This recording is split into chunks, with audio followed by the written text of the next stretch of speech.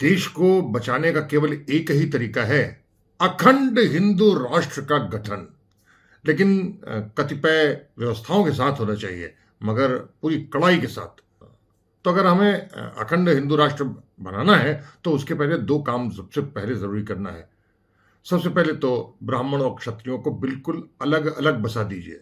राष्ट्र एक ही रखिए, लेकिन उसमें भवनोटी अलग बना दीजिए और ठगरौटी अलग बनवा दीजिए। इसका सीमांकन बिल्कुल साफ हो जाना चाहिए। तो अगर ये कर दिया आपने तो फिर कोई झंझट ही नहीं होगा। दोनों जब आपस में ही कचौंधन मराते रहेंगे। तो कहने की बात यह है, और सच भी यही है, कि ये दोनों एक साथ कभी नहीं रह सकते। एक लुटेरा है तो दूसरा लूट में अपना हिस्सा खींचने वाला है। ऐसा अगर न होता तो द्रोणाचार्य विराट से उनका राज्य क्यों मांगता। दोनों ही पक्का मक्कार और धूर्त थे। आज भी यही हो रहा है। एक ही श्लोक एक ही तरीके से एक ही दूसरे पर ब्रह्मास्त्र की तरह फेंकते हैं। ब्राह्मण जब भी ठाकुर की निंदा करता है तो जानते क्या कहता है? ठाकुर का बच्चा कभी न सच्चा, अगर सच्चा तो दगे दगा। यानी आप समझ सकते हैं। लेकिन जब ठाकुर का बच्चा ब्राह्मण के बारे में बोलता है तो जानते क्या बोलता है? बाभन का बच्चा कभी न सच्चा, अगर सच्चा तो दगे दगा। एक ही श्लोक को कितनी खूबसूरती के साथ केवल एक शब्द, वो भी जाति बोधक से कैसे जोड़ लेते हैं। और आप चाहते हैं कि एक साथ रहें? बिल्कुल नहीं हो सकते। तो क्या क्या होना चाहिए हमें? भवनौटी में तो जो हम अखंड भारत राष्ट्र बनवाएंगे, जो कि मजबूरी है, क्योंकि इस सामान्य तौर पर तो हो नहीं सकता है। कोई संविधान को मानने को तैयार नहीं, कोई अम्बेडकर को मानने को तैयार, गांधी को नहीं मानता, कोई नेहरू को नहीं मानता। आपके अपने हैं, हिंदू के तौर पर आप मरना चाहते हैं, मुसलमान की ऐसी की तैसी करना चाहते हैं, लेकिन अपने भीतर क्या हो रहा है, क्या घाव आपके अंदर हैं, आपने खुद पाल लिए हैं, उसके बारे में आप बातचीत नहीं करते। बातें बहुत करते हैं कि अखंड हिंदू राष्ट्र होना चाहिए, लेकिन कैसे होना चाहिए आपको पता नहीं। आप जातियों को सम्मान नहीं करना चाहते। हम आपको बताते हैं कि जब अखंड हिंदू राष्ट्र बनेगा तो कैसे बनेगा। तो पहले जो भवनौटी बनेगा, तो हमारे जो महान संत हैं, शंकराचार्य अपने आप को कहते हैं दिखता नहीं है, बुद्धि खराब है, किसी लायक नहीं है, केवल झूठ और केवल घृणा फैला रहे हैं। हनुमान चालीसा का प्रतिदिन पाठ करोगे, बीमार नहीं पड़ोगे। प्रतिदिन रामायण हनुमान चालीसा का पाठ करो और प्रतिदिन एक दोहा रामायण जी का पाठ करो, बिल्कुल नहीं बीमार पड़ोगे, चकाचक और मोटे हो जाओगे। और प्रधानमंत्री हम उनको वाहवाही कर रहा है। तो वो जब रामभद्र जब अखंड हिंदू राष्ट्र बनेगा तो उसके सबसे बड़े राजेंद्र प्रसाद जैसे महान व्यक्ति बनेंगे, शंकराचार्य, रामभद्राचार्य। तो रामभद्राचार्य की मनुस्मृति के हिसाब से उपधिया, पाठक, फाटक, चौबे, डूबे, त्रिगुनिया जैसे निकृष्ट ब्राह्मणों की ऐसी अलग अलग कॉलोनी बना देंगे। और इसमें तिवारी, त्रिवेदी, मिसिर जैसे लोग अलग अलग मोहल्ले में बनाएंगे। मंत्र संतर और श्लोक वेद बदनिया ना इन ससुरों की समझ में आता है और ना समझ पाने का कोई गूदा है इनके अंदर।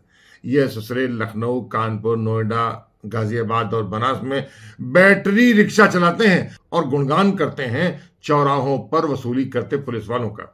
बिना बुद्धि, बिना गियर, बिना शॉकर के चलाने वाले इन चमन चूतियों के पूरे देश की गाड़ियों में बड़े बड़े जबरदस्त डेंट मार दिए हैं इन ब्राह्मणों ने।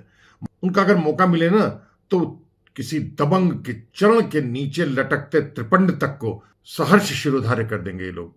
तमीज यानी शिष्टाचार का आलम यह है कि आती जाती बच्चियों के सामने पड़ते ही अपने ही पोतों को बेहद जालिमाना अंदाज में बेतरह मसलना शुरू कर देते हैं ये लोग। चौराहे में देखिए जरा, जैसे चौराहों में देखिए, मोहल्लों में देखिए, किसी चौपाल में देखिए, जैसे चरस के एकत्रीकरण के जो भांग की झाड़ी में हाथ तेल लगा करके वो भांग के पौधों से ऐसे सलाते हैं ताकि उसकी मैल उनके हाथ में लग जाए और उसे फिर मैल को इस तरीके से हाथ से मसल करके उसकी टाइट लेणी उत्पादन करते हैं, वही चरस होता है।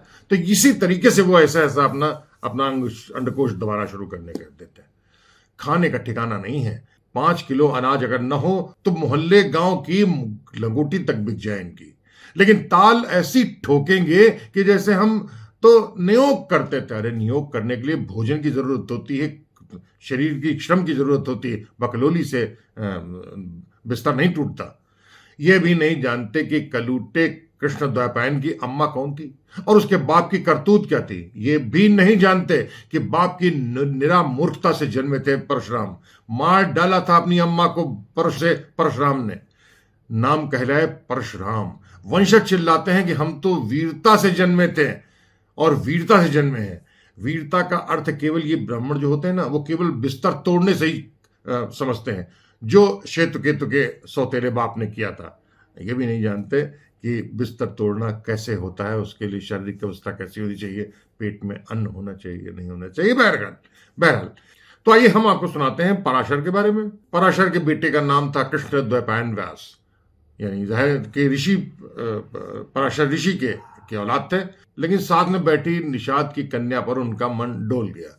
अच्छी खासी वंदे भारत जैसी ट्रेन जैसी चल रही थी नाव को पैसेंजर ट्रेन में तब्दील कर दिया। रास्ते में पराशर ऋषि बोले कि मुझे दो नंबर लग रही है, चलो शौचालय दिखा दो। आगे चढ़ने पर लप्पर झप्पर स्टार्ट हो गई। लौटते वक्त बोले कि प्राण प्यारी, तुम्हारे बदन से बहुत बास आ रही है, बहुत असह्य बदबू आ रही है। ये पकड़ो सेंट और इत्र की शीशी, सारी दुर्गंध सफाचट हो जाएगी। और हाँ, मिलती रहना, भूल न जाना, ECG बल्ब लेते आना। तेरे की ऐसे ऋषि होते थे हमारे, और आज है उनके संतान ब्राह्मण। सत्यवती को हॉल्ट स्टेशन पर वाले मैटरनिटी होम के पास उतार दिया था और खुद चले गए थे जमाने को प्रवचन देने। फट्टू इसको कहते हैं। डींगे देखिए इनकी तो अंग प्रत्यंग फट जाएगी। यह बकलोल करती हैं कि अब तक 21 बार पृथ्वी को ठाकुरों से विहीन कर दिया था उनके पिता परशुराम ने, और हर बार पर अपना रक्त रंजित फरसा अरुणाचल के परशुराम कुंड में धोने चले गए थे, जिससे पूरी नदी रक्त से भीग गई और लाल हो गई। उसका नाम ही नदी का पड़ गया लोहित। उतनी दूर जाने में बरसों लगते, और मोदी जी वाली ट्रेन तो वहां चल नहीं रही थी उस समय। अब इन चमनचूतियों को ये कौन बताए कि यूपी से अरुणाचल तक का मामला था। लेकिन क्यों? अरे उतनी दूर फरसा धोने क्यों गए? यहीं आस पास के ताल तलैया में धो लेते। ढोल बजाते थे कि अमेरिका के कोस्टारिका या चीन वाले चोंगकिंग प्रांत वाले टियांगकिंग कुंड में अपना फरसा धोने गए थे। अब कौन जाता है भैया कैफियत लेने कि वो गए थे कि नहीं गए थे। लेकिन इन मूर्खों को कौन समझाए? भूत झूठ बोलना और बात बात पर झूठ बोलना तो हमारे विश्व गुरुओं की अनुकरणीय विद्या है। वैसे भी हम अफवाहें फैलाने में बहुत माहिर हैं, बेजोड़, न भूतो न भविष्यते। कहते हैं कि देश का विकास हो गया है। ट्रंप तो अपलक प्रतीक्षा दे रहा है कि वडनगर रेलवे स्टेशन की चाय बेचने वाला विश्व गुरु बस आ जाए तो यूक्रेन का युद्ध जुड़ जाए, खत्म हो जाए। लेकिन अपने लोगों को अमेरिका से हथकड़ी और बीड़ी से मंगवा रहे हैं, उस पर हमारे झूठे शहंशाह को शर्म नहीं आती। बहरहाल ये परशुराम का वंशज बताते हैं कि परशुराम जी हमारे पिता थे। ये भी नहीं जानते परशुराम ने विवाह नहीं किया था, और इसके बाद भी ये अपने आप को अगर पिता कहते हैं तो कैसे है, मेरी समझ में नहीं आता। रही बात ठाकुरों की, तो अब उनकी हालत तो प्रतापगढ़ वाले जो राजा भैया को देखते हैं ना, उससे भी बदतर होती जा रही है। सोचा था कि हवाई जहाज चलाएंगे, कई करोड़ का एक हवाई जहाज ले लिया। वसीम रिजवी त्यागी सेंगर टाइप अपने एक चेला था उनका, जुल्फिकार भुट्टो के साथ पींगे लड़ाई, और फिर सीधे गंगा की रेती में गड़ाम से घिस गए। गनीमत थी कि पैर टूटा था और बहुत ज्यादा हादसा नहीं हुआ। लेकिन जहाज गिरा जमीन पर, दोनों के हाथ पैर टूट गए थे। तो ठाकुर ऐसे होते हैं। सोचा था कि तो राजा हैं, जहां भी हाथ लगाएंगे जय विजय भी मिलेगी। लेकिन बीवी तक ने खोल कर दिखा दिया कि तुम्हारी औकात क्या है। सीता बनने के बजाय पत्नी ने पूरे खानदान की लंका बजा दी। जिसको प्रतापगढ़ में हनुमान माना जाता था, उसने सीता के आभूषण सामान खजाने पर करीब 3.5 करोड़ रुपया हड़प लिया और पवन शुद्ध हो गया। इसी मामले में इसी अंजनी पुत्र के खिलाफ सीता जी के शिकायत पर दिल्ली पुलिस आजकल बाकायदा एक आपराधिक मुकदमा दर्ज कर जांच कर रही है। तो भैया शीशा लेदर बनने से बेहतर यह है कि ठाकुरों के लिए एक नया अखंड हिंदू राष्ट्र का प्रमुख हिस्सा क्षत्रियाना राष्ट्र बनवा दीजिए। ठकुराना नाम रख दो श्रृंगी ऋषि की पुंगी। ये बहाना बहुत हो सकता है, आप चाहे तो ऋषि पुंगी ने कहिए, आप श्रृंगीपुरम कह दीजिए, जहां ठाकुर जब भी चाहे मन भर कर अपनी शीशा लेदर कर सकते हैं। पुरोहित तो योगी बाबा जी खुद हैं। तो जितने भी त्रिशंकु टाइप ठाकुर इंद्र आसन को लपकने के लिए दौड़ेगा और सशरीर स्वर्ग में जाना चाहेगा, तो उसे जबरिया अलकापुर भेजना शुरू कर देंगे हमारे बाबा योगी बाबा, सशरीर भेज देंगे। इंद्र अगर चूंच पड़ करेगा, बल प्रयोग करेगा, इंद्र अलकापुरी में उसको घुसने नहीं देगा, अरे लटक जाएगा मेन रोड पर, आसमानी मार्ग पर।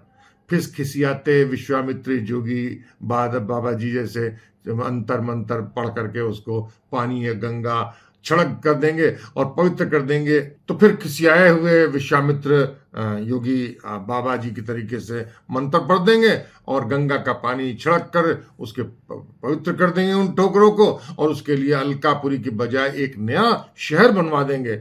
नाम रख देंगे अचिरावतीपुरम या अचिरावती धाम टाइप ऐसा कुछ रख देंगे। ऐसे लोगों में तो कई मनसबदार भी होंगे, मतलब ब्रजेश सिंह होंगे, धनंजय होंगे, विनीत सिंह होंगे, जैसे लोग होंगे। मसलन धनंजय सिंह को लेकर अमित शाह की उंगली हो सकती है।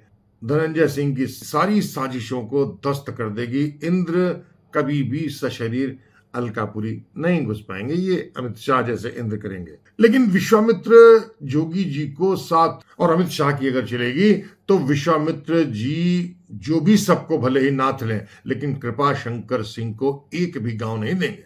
अब देख लीजिए। लेकिन ये इंद्र चाहे कुछ भी कर लें, हमारे विश्वामित्री जोगी जी सबको तो नाथ लेंगे, लेकिन कृपा शंकर सिंह को एक गांव भी नहीं देंगे, कुशवाहा को भले ही दिलवा दें। देखिए, ये साफ समझ लीजिए कि इन दोनों के बीच का बंटवारा बहुत जरूरी है। अगर नहीं बटेंगे तो कटेंगे कैसे? झंझट अपरिहार है। बभनों से लेकर ठाकरों तक न जाने कब परशुरमुआ अपना फरसा लेकर मैदान जंग में आ जाए। तुरंग मिजाजी तो उसमें है ही बहुत। अब तक 21 बार पृथ्वी को से क्षत्रियों की को समूल सफाई कर चुका है, और अब अगर हुआ तो 22वीं बार इतिहास बना देगा यह परशुराम वंशज। अब कौन बवाल पाले? क्षत्रिय भी एक नंबर के संपूर्ण बकलंट। बुद्धि चली गई चरने खलिहान में। डींगे बेहिसाब मारेंगे कि फलाने के पास 250 किलो की तलवार थी और 1200 किलो का भाला था, लेकिन एक बार भी उनका हाइलोजन नहीं चमकता है कि इतना वजन उठा पाओगे, और अगर उठा भी लिया तो लड़ाई कैसे करोगे? लेकिन अब ये नहीं सोचते कि फलाने के टाइम में शेर चलता था, किलो नहीं। अब देखिए, बनते हैं राणा सांगा और महाराणा प्रताप के वंशज, लेकिन गर्दन जबरदस्त मोटी है, लेकिन चले जाते हैं बैंकॉक में अच्छी खासी रकम खर्च करके। बदन तो ऐसा है कि उन्हें देख करके बकरीद में खुशी में की लहर उन जाए। बताते हैं कि उनके बाबा के सहन में दर्जनों हाथी थे, बड़े शेर हुआ करते थे, ऊंट हुआ करते थे, घोड़े तो बेहिसाब से थे, आज चूहा तक नहीं है। पूर्वांचल और खासतौर से जौनपुर के कई डॉक्टर नियम से बैंकॉक जाते हैं, पहले रशिया जाते थे। पैसा तो लूट का है, प्रवृत्ति है चिरकुट की। नीतीश कुमार की बिहार में शराबबंदी लागू करने की भनक लगते ही कई डॉक्टर बिहार छोड़कर यूपी चले आए जौनपुर में। अब ये जरूर है कि ठाकुरों में तेल खेल चंदेल और जैसे बहुत सारे लोग में बड़ी कचौंधन होती रहती है। दोनों में एक दूसरे को बिल्कुल पसंद नहीं करते। कहते हैं कि इनमें से तो एक तो अपनी ही बहन को लेकर भाग गया था। बहरहाल, हमें इस बवाल से कोई लेना देना नहीं। हमारी चिंता तो अखंड हिंदू राष्ट्र के भीतर होने वाले स्पष्ट विभाजन को लेकर के है। हम साथ ही रहेंगे, जैसे जर्मनी में बनी दीवार और कोरिया में उत्तर दक्षिण अलग अलग रहेंगे, लेकिन नाम तो एक ही जैसा ही रहेगा, अखंड हिंदू राष्ट्र, है कि नहीं? हाँ, और तो और महिलाओं में तो कोई झंझट ही नहीं, इनका कोई निजी आग्रह होता ही नहीं। खाना पीना सम्मान इतना मिलता है, वो उतने में संतुष्ट रहते हैं। ठाकुर खानदान में शादी हुई तो ठाकुराइन बन गई। घर में झंझट हुआ तो पति और देवर की संपत्ति का झगड़ा वाला मुकदमा दर्ज करा दिया। वैसे भी अधिकांश ठाकुर और अपने आप को राज परिवार से होने वाले खानदानों में जब भी कोई झगड़ा है तो केवल आर्थिक हो, चाहे आप चाहे बनारस से देख लीजिए और चाहे प्रतापगढ़ या पूरे देश को देख लीजिए, सबसे ज्यादा हक तलफी केवल औरतों की है। खुद को राज परिवार के तौर पर ये अपना गाल बजाते हैं, लेकिन अपनी महिलाओं को देख करके छूछी रंगबाजी करते हैं। महिलाओं को देख लीजिए, बिल्कुल हमेशा घूंघट यहां तक रखे रहेंगे। विरोध हुआ तो मारपीट, हंगामा, बेदखली और अक्सर बेइज्जती। घर में ही खाना तक नहीं मिल पाता उनको। ऐसे में वो या तो घूंघट में छुप जाती हैं या रणचंडी बन जाती हैं, और जब रणचंडी बनती हैं तो इन ठाकुरों का जीना हराम कर देती हैं। आखिरकार वहां करोड़ों और अरबों की जायदाद का मामला होता है कि नहीं? जबकि ब्राह्मण की महिलाएं ज्यादा से ज्यादा महाराजिन हो जाएंगी, यानी दूसरों के घरों में भोजन बनाने वाली सेविका। 1,500 रुपए मेहनताना हो गया, बहुत 2,000 मिल गया, दोनों टाइम भोजन मिल जाएगा। त्योहार के वक्त पर साड़ी के साथ 20, 50, 100 रुपए तक उनको बख्शीश मिल जाती है। और आपको बता दूं कि ठाकुर ब्राह्मण के अलावा बाकी लोगों पर कोई झंझट ही नहीं है, वहां कोई विवाद नहीं। मसलन बंसल, कसौदन, अग्रवाल, झंड, टंडन, फंडन, जादव, कुर्मी, कुशवाहा, मुराद, निषाद, सैनी, कोरी, चमार, भंगी, चाहे बाभन हो या ठाकुर लोग। इसके अलावा बाकी जितने लोगों को मौके बेमौके गरियाते जुतियाते रहते हैं ब्राह्मण और ठाकुर। इसलिए कोई झंझट नहीं, उन्हें जूता ही खाना है, गाली ही जबानी है, चाहे वो बाभन के खेमे रहे या फिर ठाकुराइन के डेरे पर। बाभन पुरोहिती करके जजमान बना लेगा, जबकि ठाकुर श्रमदान कराएगा बेगारी में। वो कहते हैं ना कि बबूरे के तर से और ठकुरे के घर से कभी गुजरना नहीं चाहिए। कोई ना कोई काम बेगारी में करा ही देता है, मोह झौसा ठाकुर कहीं का। अब इन सबको गुप्ता की तरह सहेटते हैं बाभन ठाकुर। दरअसल इनको, बाकी इन सारी जातियों को गुप्ता की तरह सहेटते हैं ब्राह्मण और ठाकुर। बिल्कुल गुप्तांग की तरीके से जांघिया में दुबकाए रखेंगे, कसे रहेंगे। बहुत कसमसाए तो मसल दिए जाएंगे, नतीजा मैल बनाकर बाहर फेंक दिए जाएंगे। वे भी बहुत खूब जानते हैं उनकी अपनी मजबूरी, और इसीलिए वे कोई टेंशन नहीं लेते। जब वो गुप्तांग की तरह ही जीवन व्यतीत करना है तो फिर किस बत्ती की दिक्कत। नियति को समझ लो, मान लो, किसी की भी चड्डी में बस जाओ। अखंड हिंदू राष्ट्र के नाम पर द्विराष्ट्र वाली व्यवस्था अगर लागू हो जाए तो ब्राह्मण और ठाकुर लाइन में लग जाएंगे, और यही होना चाहिए। जय श्री राम, जय श्री राम और जय श्री राम। तो अगली बार फिर दूसरे मसले पर, दूसरे स्थान पर और किसी दूसरे ऐसे लोगों के बाद हम फिर हाजिर होंगे। तब तक दौलत कुमार सोई को इजाजत दीजिए।